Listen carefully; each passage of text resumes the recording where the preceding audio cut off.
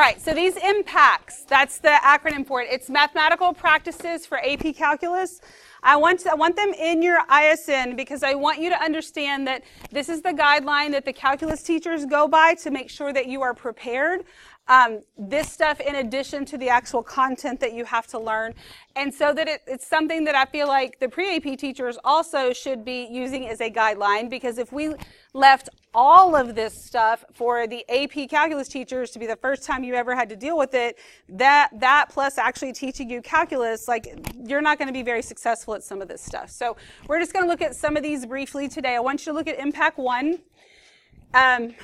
So it says, you have to use definitions and theorems to build arguments, confirm that hypotheses have been satisfied, apply definitions and theorems, develop conjectures, produce examples and counterexamples. Where have you done all of that stuff before? What does that sound like? Geometry, right? There's a lot of geometry. It's really more about critical thinking and reasoning. The content, there's plenty of the content that continues on, and you'll start seeing this year how it actually connects, because you didn't use it at all in Algebra 2.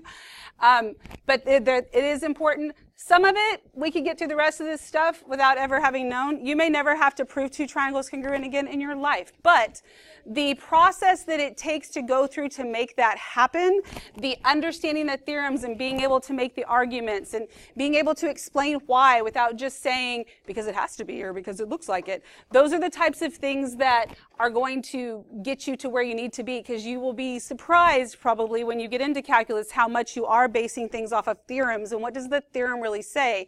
And the theorem really is just telling you what to do, just like in geometry. If you know what the theorem says, you know how to work the problem. So those types of things, there's a reason that you got put through the ringer with that stuff in geometry. Impact 3, select appropriate mathematical strategies. I talked to a student before school today a long time about that type of thing, because overall, if I told you, work this problem and use this strategy, y'all can knock that out, you can probably get it, you can do it, you have the skills. The part that most of you struggle with the most is when to use what. You know how to do all these things. You got all these tools in your tool belt, but you stare at a problem and you're like, I don't know what the heck to do. If somebody would just tell me what to do, I could work it out. Well, that what to do right then is what the struggle is about. So struggling through things to try and figure those things out, that's what makes you a stronger student, because you're not going to be told exactly what to do all the time. Sequence algebraic and computational procedures logically. Complete algebraic and computational processes correctly. So being able to do algebra, the algebra is going to kick your butt more than anything this year and next year. Apply technology strategically. Okay? The technology it's referring to is mainly the calculator as far as, what you're being tested on and stuff. You're not going to get it 100% in calculus. That's why you don't get it 100% now. But using it strategically, using it when it is required to be used, not just because you need to add and subtract or whatever. Attend to precision. Okay, things being precise and exact, not, oh, you know what I meant. Graphically, numerically, analytically, verbally, and with units. And then jump to 5. Notational fluency. Know and use a variety of notations. Connect notations to definitions. Connect notation to different representations. Assign meaning to notation. Accurately interpreting the notation. Clearly present methods, reasoning, justifications, conclusions. All these things, this is a lot of that notation stuff we talked about yesterday. Why you have to be exact. It's not about me and it's my pet peeve. Remember, my opinion doesn't matter, neither does yours. But this is what the guideline is. This is why those things have to be so specific, because if it's not, you're not going to be able to get through the next levels. Okay, so this is kind of a, this is why we have to do this stuff. Accurate and precise language and notation. Knowing how not only to write it, but to read it and what it means. Okay, does that make sense? We'll refer back to these every now and then, but I want you to be able to understand what your goal is here. Right? Whether it's AP Calculus here next year, or you end up taking it in college, or maybe you don't take it at all, but it's still going to make you a better math student, and still these things are important in your future maths as well, whether it's calculus or not. All right, any questions about that? You can read all the rest of them. I'll refer back to these every now and then. Now I want you to look at the notes for today. Continuity and in behavior. this overall, I think, is a new concept going with functions. However, the idea of something being continuous shouldn't be a brand new concept. So, continuity. Continuity is a different form of the word what? Continuous, right? All right, so a graph is said to be, oh shoot, hang on. A graph is said to be continuous if there are no blank or blank in the graph, right? So if I look at this, if I put my pencil down on the far left side of the graph and I trace along and I never have to pick up my pencil to complete it, not that I can actually make it to infinity, but I think you get the idea, then it's continuous. If I have to pick up my pencil at all, it's not. So it's continuous if there are no breaks or holes in the graph. If there are breaks or holes in the graph, what do you think the opposite of continuous is? Discontinuous, yes.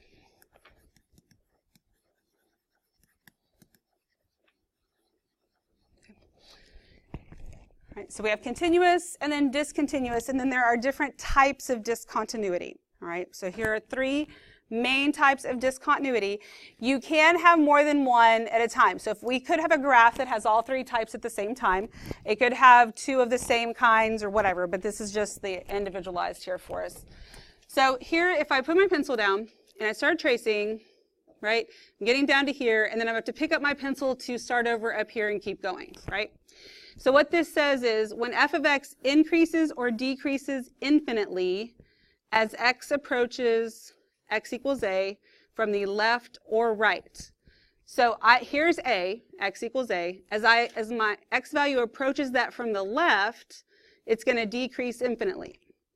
As I approach it from the right, it increases infinitely.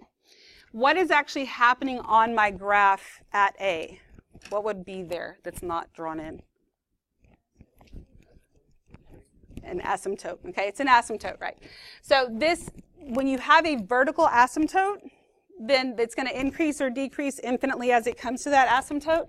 This is called infinite discontinuity. Okay. So there's an asymptote there, but there's that infinity going, you know, either increasing or decreasing right up against the asymptote there. So infinite discontinuity. This right here will be my asymptote.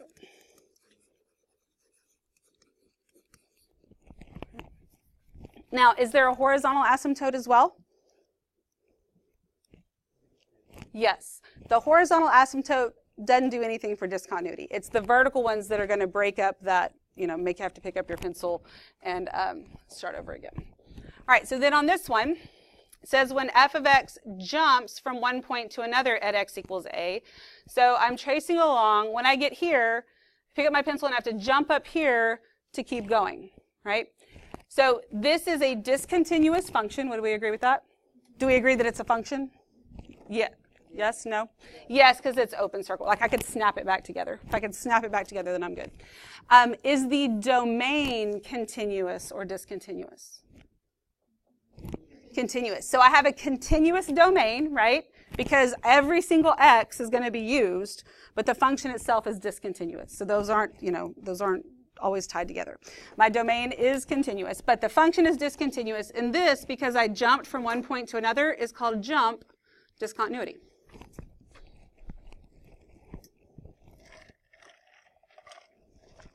Makes sense, right? It's not a new weird word. I mean, you're jumping, it should make sense to you. All right, so when f of x is continuous everywhere else except for a hole, so I got a hole here. There's something missing. It's been taken out or removed. Like I removed that point from that line. This is called removable discontinuity.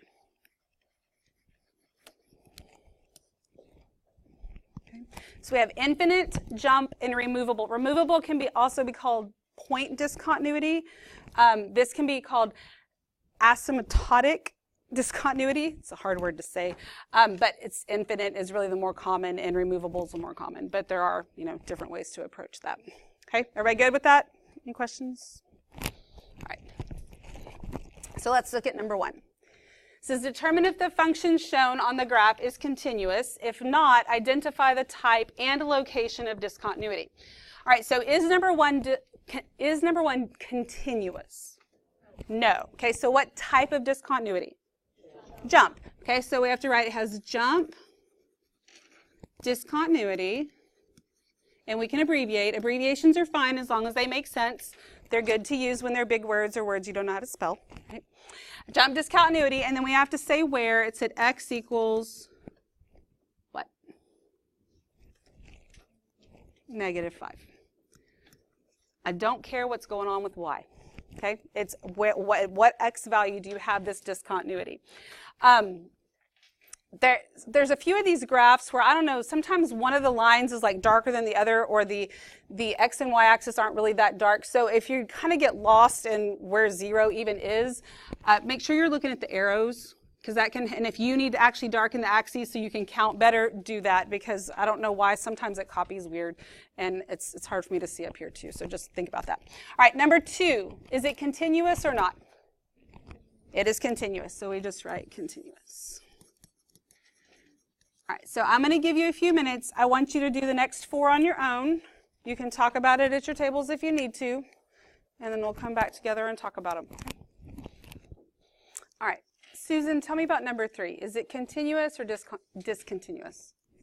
Okay, what type of discontinuity do we have? Infinite. Okay, so we have infinite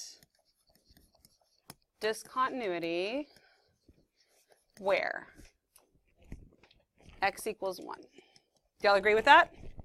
Yes? Okay, good deal. Because at x equals 1, we have a vertical asymptote, right? Now here's a little side note about this one. I got a vertical asymptote. Is there another asymptote in this function? Or with this function? Yes. Is it horizontal? No. Okay, but what do you call it? You don't call it a diagonal asymptote. Okay, it's a slant asymptote. Can also be called an oblique asymptote. I'm not sure that you talk about those in on-level Algebra 2, but in pre-AP you do. So some of you may not be familiar with those. That's okay. We'll talk about them when we get there. I at least want you to know that they exist. Okay, it's called a slant or an oblique asymptote, and that's what helps you get that shape there. Okay, has nothing to do. Well, it's not part of today's lesson, but just a little FYI, foreshadowing there. All right, number 4. Helen, tell me about number 4. It's continuous. All right. Y'all agree with that? Okay, let's go there. All right, Lily, tell me about 5. Okay, what type of discontinuity do I have? Okay, removable discontinuity. Where? Okay, y'all agree with that? Yes? Okay, awesome. All right, EJ, tell me about 6.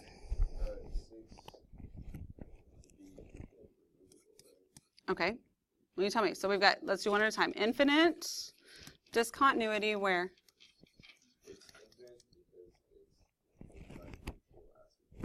Yes, I said where, not why, but you're right. Okay, good. X equals 2. And then what's the other? Okay. Okay, good.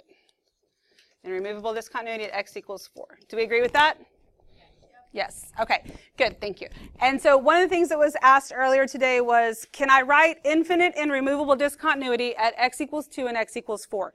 To be very careful with how you do that, because if you just say that, you're not really saying which one is x equals 2 and which one is x equals 4. So make sure that you have them actually matched up and you're not just listing a bunch and they could go with who knows what.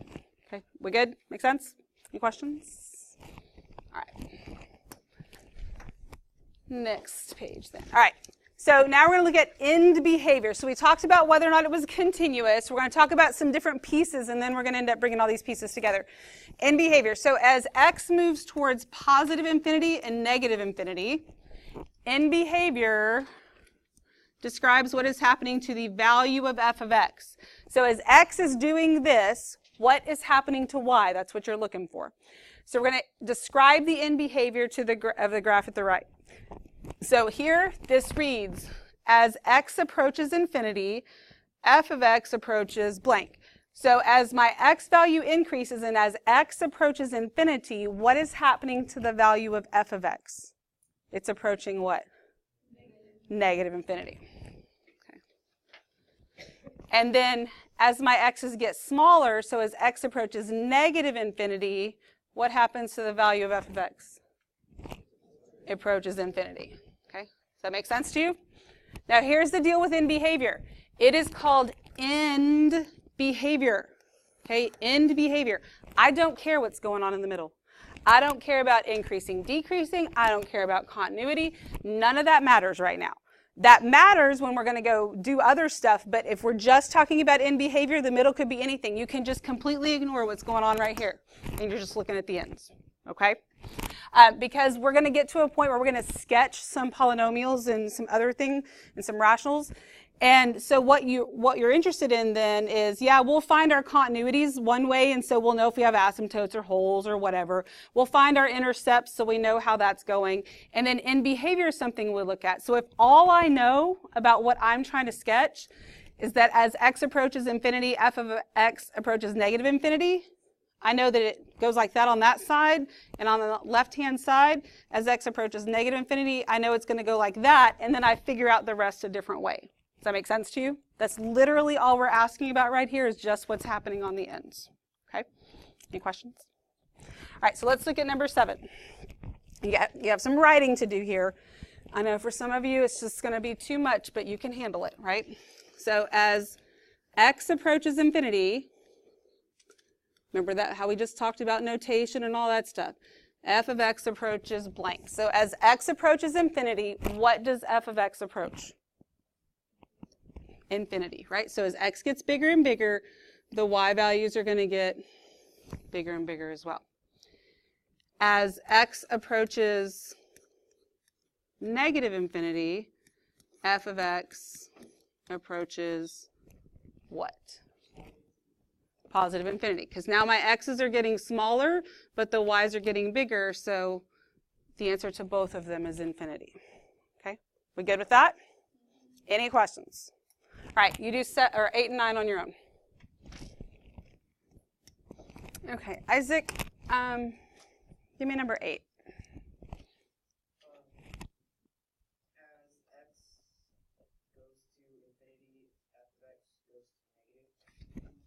Okay, and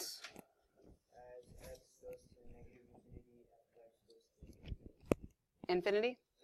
Negative infinity? You can't really see my negatives. Okay. Y'all agree with that?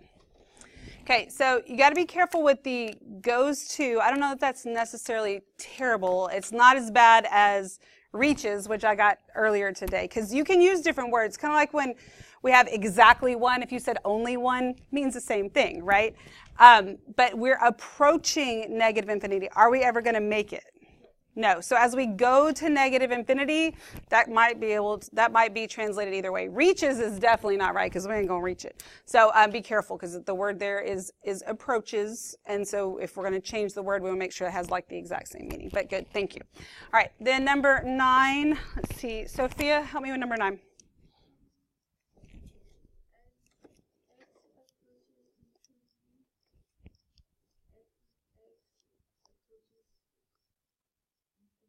Okay.